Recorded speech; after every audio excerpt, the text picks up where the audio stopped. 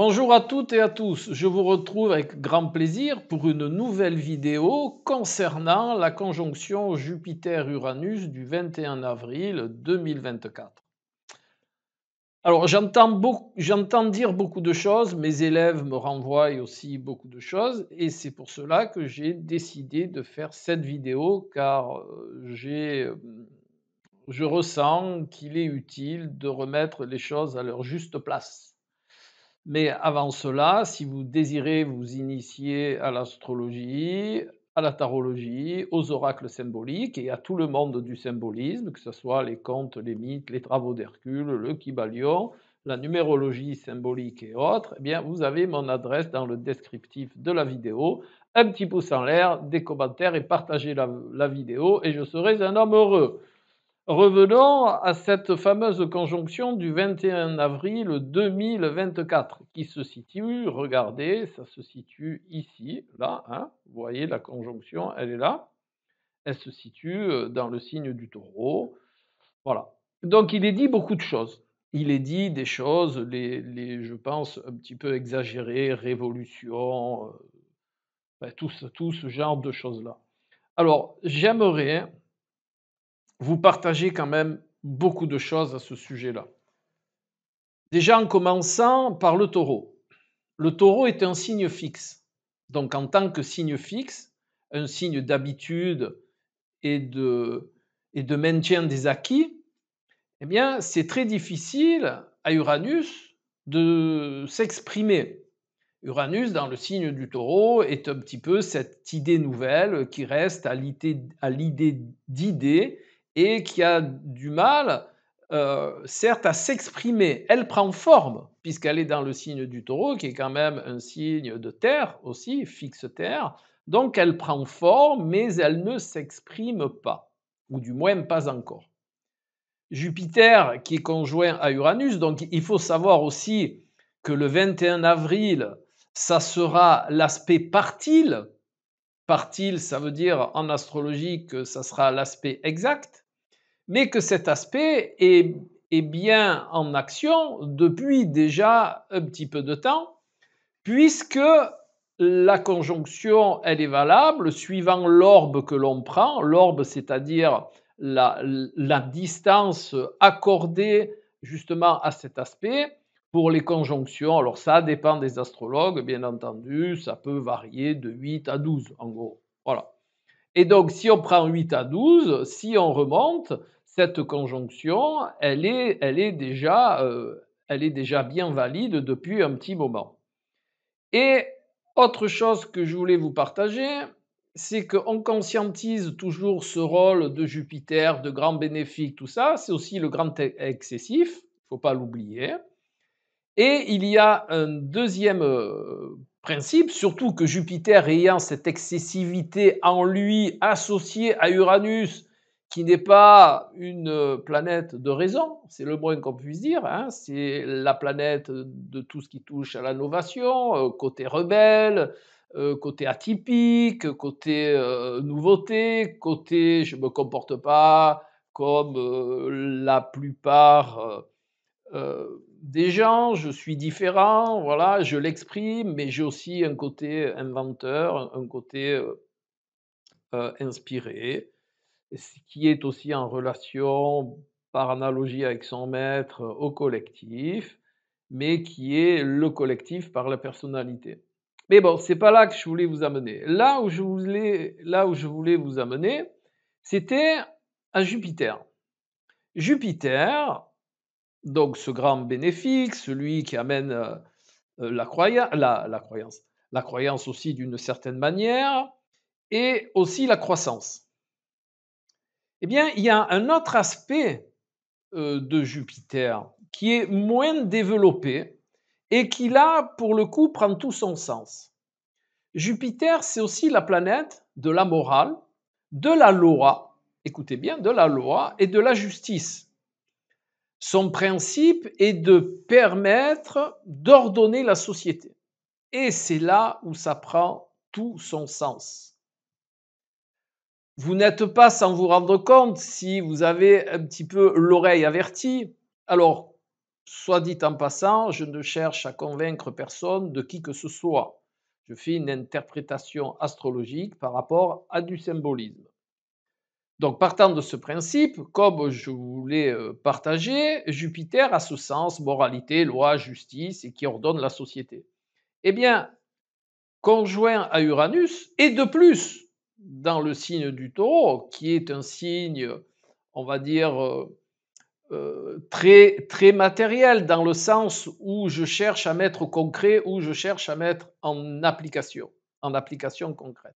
Eh bien, je vous disais, pour ceux qui ont une oreille avertie, et même pour ceux qui ont juste une oreille qui fait que passer, eh bien, vous n'êtes pas sans vous rendre compte que depuis quelque temps, il y a euh, une grande une grande promulgation de lois, que ce soit la loi sur la délation, que ce soit sur la loi d'état de guerre, que ce soit les lois sur le potentiel, sur la perception potentielle de belligérants qui voudraient envahir la France. Ben, tout ce genre de lois, sans compter les autres lois qui sont encore moins connues que celles-là, par exemple sur le patrimoine, chose qui est bien en rapport avec le signe du taureau, qui par analogie est associé à la maison 2. Donc vous n'êtes pas, je pense que vous connaissez toutes ces lois sur le patrimoine. Il y a des textes qui disent que, eh bien, alors là, je vous invite à vous informer, hein, qui disent ou- qu'il y aurait la possibilité de prélever une partie de votre épargne, ne serait-ce que pour l'effort de guerre, ça c'est une loi, et pour toute autre chose, tout ce qui concerne l'endettement de la France, plus de 3 000 milliards, tout ce qui concerne, enfin, tous les problèmes de la France que vous connaissez. Soit dit en passant, comme référence à cette étude, j'ai mis au centre le thème de la France, hein, c'est-à-dire le thème du 28 septembre 1958, qui, bien entendu, il y aurait d'autres possibilités, hein, d'autres références pour la France. J'ai choisi celle-là. Voilà. Et de ce fait, toutes ces lois sur la finance aussi, hein, on parle de prélever une partie du livret rouge ou que du livret rouge, du livret A, qui ce fameux livret A, une partie serait prélevée pour la guerre, enfin voilà, tout ce genre de choses-là sur lequel je vous invite à vous renseigner, eh bien Jupiter, Uranus en taureau. Voilà, c'est simplement, je pense, hein, c'est simplement cet aspect-là de la question. Et bien entendu, si vous avez vu, pour ceux qui me suivent, mes précédentes vidéos d'astrologie mondiale et sur le devenir de la France depuis 3 ans, eh bien, vous apercevez bien que ces synchronicités entre le ciel et ce qui se passe en France se sont avérées justes, hein, puisque vous regardez les dates sur les vidéos et vous regardez ben, le défilement par rapport aux dates et ce qui se passe, eh bien, on ne peut pas dire que ça ne se passe pas. Voilà. Eh bien, je pense qu'il en sera ainsi aussi que cet aspect Jupiter-Uranus a affaire aux lois qui touchent tout ce qui est intérêt. On parle même de toucher à l'aspect de la propriété. Le gouvernement ne s'en cache pas, ils sont très intéressés par l'épargne des Français et même par l'épargne des Européens. Donc vous voyez que c'est vraiment de la perception symbolique associée à du concret. Hein. Moi, je pratique une astrologie qui se veut non seulement concrète et stratégique, et de plus anticipatrice. Et vous voyez bien que c'est comme ça que ça se formule. Maintenant, il y a une chose importante aussi, c'est que bien entendu, cet aspect va passer sur la planète Mars, qui est ici dans le ciel de naissance de la France. Ça, c'est la conjonction Jupiter-Uranus du mois d'avril. Donc, regardez ce que je vais faire à l'écran. Je vais avancer cette conjonction, donc je vais aller doucement pour pas que ça fasse de sursaut à l'écran. Vous voyez, là, elle avance. Donc, je la fais avancer. Bien entendu, après le 21 avril, Jupiter, qui est plus rapide qu'Uranus, va se détacher d'Uranus. C'est ce qu'on appelle un aspect séparant. Jupiter hein. Ici, vous voyez, je vous le laisse marquer, Jupiter ici, eh bien, va s'éloigner d'Uranus parce que, comme je vous dis, il est plus rapide et il va aller sur Mars. Sur Mars, du thème de la France, vous voyez, là, ça continue. Bon, la Lune a fait un passage parce qu'elle est très rapide, ainsi que le Soleil, ainsi que Vénus, tout ça. Ça, c'est tout à fait normal. Donc, il peut y avoir quelques belligérances quand il y aura la conjonction Soleil-Jupiter sur Mars natal. Voilà. Il y aura peut-être une période d'accalmie au mi-mai parce que Vénus va passer sur Jupiter et Mars, peut-être même après cette accalmie, bien entendu, Vénus va rechercher un équilibre, donc ça peut couiner un peu.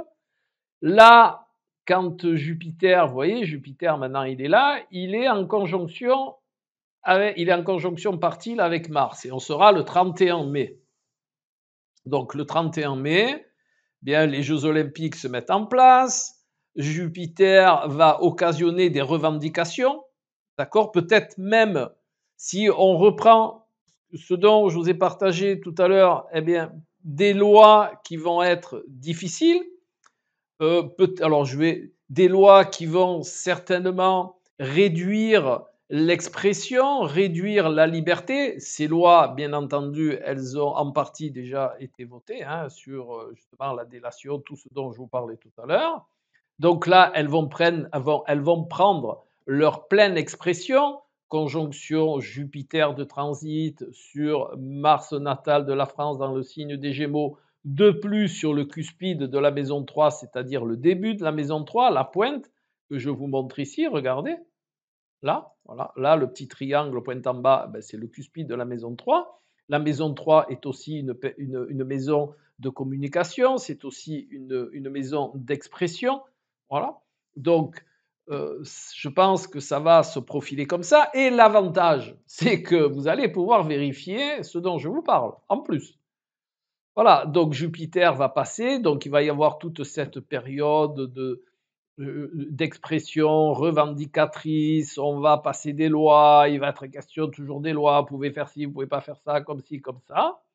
Mais regardez ce qui s'est profilé en même temps. Et ça, c'est important.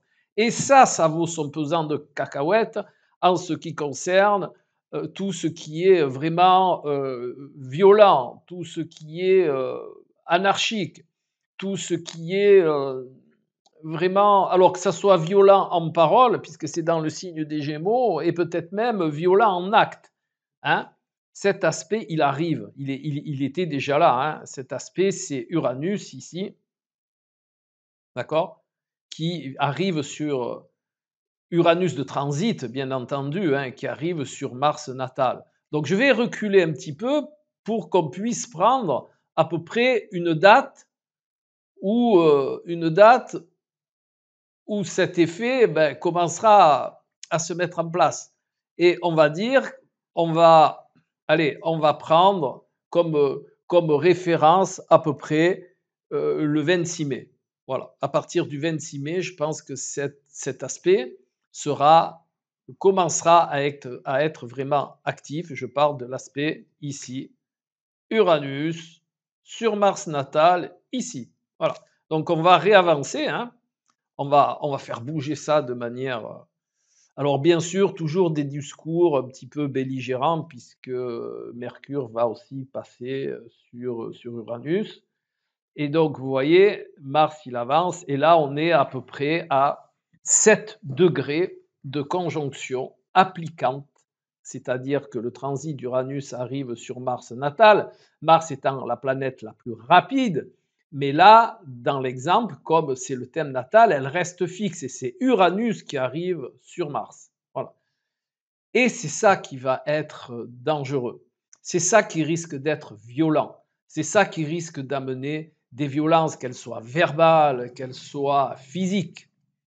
Vous n'êtes pas sans savoir que la France a fait appel à des armées étrangères pour maintenir l'ordre aux Jeux olympiques. Hein. Donc tout ça, eh ben, pour moi, là par exemple, vous voyez, le 11 juin, je prends cet exemple-là, hein, cette date-là, le 11 juin, vous avez l'aspect Uranus-Mars, et en plus, on est encore sous la conjonction Jupiter-Mars. Mars natal, j'entends, hein, d'accord? Voilà. Ça, c'est déjà, c'est le commencement de la mise en place de problèmes et de lois, comme je vous ai dit, de lois très restrictives, de lois, je dirais pas martiales, mais de lois très encadrantes. Voilà, pour prendre un mot un peu plus doux. Ça, on y est. Hein. Jupiter, Uranus, je vous rappelle, je vous ai parlé de loi, de justice, de morale, bien entendu, sauce gouvernementale. Et donc, on va passer. Voilà, je ne vais pas faire trop long, sans ça, la vidéo elle va durer très longtemps. Et regardez ce qui se profile. On est le 19 juin, 21 juin, jour de l'été. Voilà. Et qu'est-ce qui se profile? Regardez, ici, c'est le plus important de notre année, de notre période. Vraiment, je pense que c'est l'aspect astrologique qui va vraiment être interpellant cette année. Vous avez Mars de transit qui est en train d'arriver sur Uranus de transit, et ces deux facteurs-là vont se trouver sur Mars de naissance. Donc si vous faites l'addition, c'est Mars double avec Uranus. Eh bien, croyez-moi que s'il y a quelque chose de détonnant, eh bien, c'est bien ça. Et je vous invite à vous en rappeler. Je vous invite à vous rappeler de ce que je vous partage là maintenant. Regardez, j'avance. 27 juin. Les Jeux olympiques arrivent à grands pas. Hein. Regardez, Mars, il est à 16. Allez, encore un petit. Bon, la Lune, elle passe, mais c'est normal. Hop. Et là, 17-25, on est à 8 degrés. Mars de transit est à 8 degrés d'Uranus. Et donc, à partir de là, on va même prendre une date qui serait plus adaptée, c'est-à-dire à partir, on va dire, du 10 juin 2024. Eh bien, je dirais que c'est vraiment le moment à passer. C'est vraiment le moment où il faut vraiment que tous ensemble, on émette des pensées positives, des pensées de paix, des pensées de calme, de sérénité. Hein, je vous invite vraiment à partir de ce moment-là, bien entendu, si vous êtes dans cette perception des choses, hein, sinon, ben non. Voilà, eh bien, de mettre en marche en vous ces énergies-là, parce que ça, vous voyez, j'avance encore un peu le 6 juillet, et là, on y est à 5 degrés d'écart, et il y a encore 11 degrés avec le Mars natal, donc on va avancer un peu, et voilà. Regardez, à partir du 10 juillet, Mars est vraiment en conjonction avec Uranus, hein, je vous le montre là, ici et là. Et ça y est, Mars est en conjonction, Mars de transit est en conjonction avec Mars natal. Et là, vraiment, je vais mettre toutes les énergies positives, toutes les énergies d'amour, toutes les énergies de calme, toutes les énergies que je peux tous les jours pour que vraiment cet aspect soit le moins violent possible. Voilà. Vraiment, je vous invite à le faire de tout mon cœur. Et vous voyez, toute cette période-là, Mars, là, est en aspect partile, c'est-à-dire en aspect exact avec Uranus, et il est en conjonction avec Mars natal, voilà. Et bien sûr, il n'est plus en conjonction avec Jupiter de transit, mais Jupiter est toujours dans le signe des Gémeaux, donc il y a quand même un lien indirect. Et là, c'est la porte ouverte les, à tous les extrêmes, à toutes les choses excessives. Voilà. Voilà ce que je voulais vous partager déjà concernant Jupiter-Uranus, et j'en ai profité pour vous faire part qui, à mon sens, le grand moment de l'année, ça sera cette triple conjonction Mars-Uranus de transit conjoint à Mars de naissance. Voilà. Donc, je souhaite de tout mon cœur que ça se passe bien. De plus, il y a quelque chose que l'on pourrait rajouter aussi, c'est que cette conjonction Mars-Uranus superposant à Mars de naissance, elle va être en opposition à la Lune. Vous voyez, la Lune, elle est là en haut. D'accord. Alors, habituellement, j'exprime que les oppositions sont des complémentarités. D'accord. Mais là, vu les facteurs en jeu, et vu l'ambiance actuelle, vu l'ambiance, du monde, vu cette ambiance, inadaptée de guerre, d'agression, de de violence, qui émane en ce moment, eh bien, je pense que ça va être vraiment une opposition. De plus, ce ce dont je voulais vous parler à propos de la Lune, c'est qu'en astrologie mondiale, ce que je pratique là, actuellement, en astrologie mondiale, la Lune représente le peuple, la masse de gens. Donc vous imaginez bien, Uranus, Mars sur Mars, quelque part opposé, à la masse, c'est-à-dire que ces aspects-là, ils vont être en rapport avec la masse des gens, avec le peuple, avec les gens qui seront là, eh bien ça risque d'être très compliqué. Heureusement que Mars, de naissance, de la France, est en trigone avec, Pluton, ce qui va augurer des lois, à mon sens, très restrictives, très difficiles, très dures, surtout tout ce qui entoure les jeux olympiques. Et j'espère que Pluton va mettre, sa main de fer dans un gant de velours à un petit peu juguler ce risque de violence. Voilà. Donc ceci étant dit, il est toujours possible de moduler, il est toujours possible d'apporter ce que l'on a de meilleur en ce monde. Et ce que l'on a de meilleur en ce monde, eh bien, c'est d'émettre de l'amour, de la sérénité, du calme.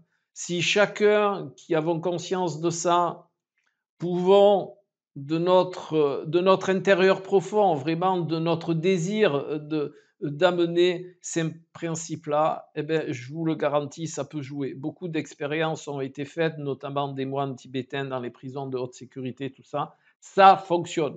Donc, on a quand même la possibilité d'enrayer, de moduler ou peut-être d'apaiser un petit peu, de réduire cet effet-là. Mars, Uranus, Mars opposé à la Lune. Voilà. Donc si vous avez des questions, eh bien, je me ferai un grand plaisir d'y répondre. Et jusque-là, je vous le redis, des fois je me répète un peu parce que ça me tient à cœur.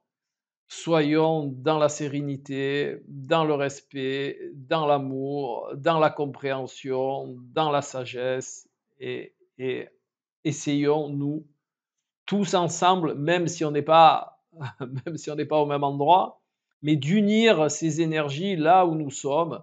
Et je suis intimement persuadé que ça aura son effet. Allez, je vous retrouve tout bientôt pour une nouvelle vidéo. Au revoir.